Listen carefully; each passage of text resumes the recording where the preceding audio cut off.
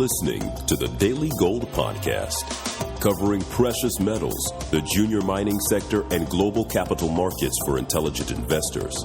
Now, here is your host, Jordan Roy Byrne. All right, so the three things you should do now. I say this in response to the current market situation. And what I mean is, as we know, precious metals have had a great run, but they're very likely to start correcting now. And many juniors have actually been relatively weak since the middle of last week. Gold and silver likely peaked on Monday in the aftermarket session, or you could say very early Tuesday. And also silver is underperforming gold now.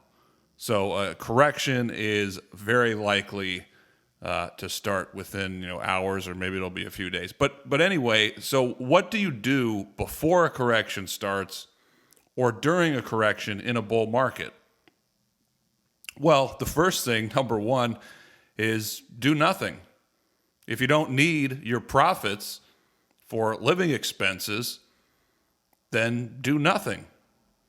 I've been saying in a bull market, you buy and hold. The most money will be made by buying and holding for several years, provided you're buying the right stocks. Now, trading in and out is extremely difficult. What'll happen is you'll tend to sell too early and then you'll buy back in too late. Trimming is okay. That means selling portions of positions that have made spectacular moves and have become too large as a part of a diversified portfolio. That's one of the times when you trim.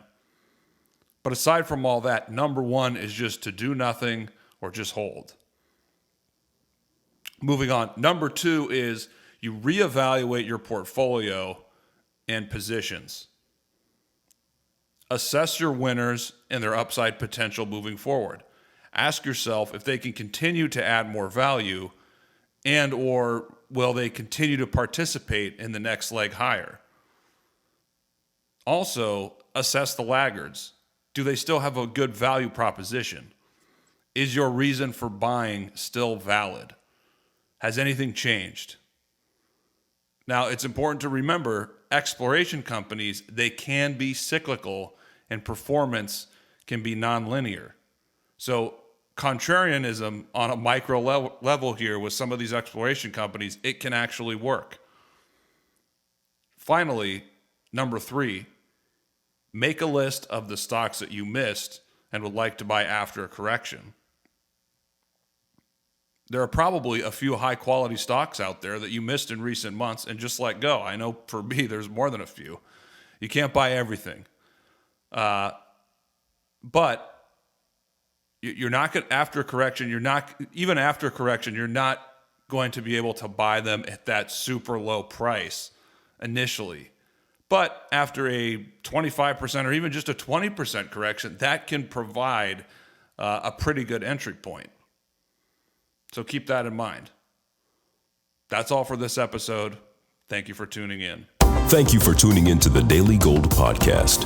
For more interviews, editorials, and analysis, log on to thedailygold.com. And for premium coverage of precious metals and the best junior mining companies, visit thedailygold.com/premium.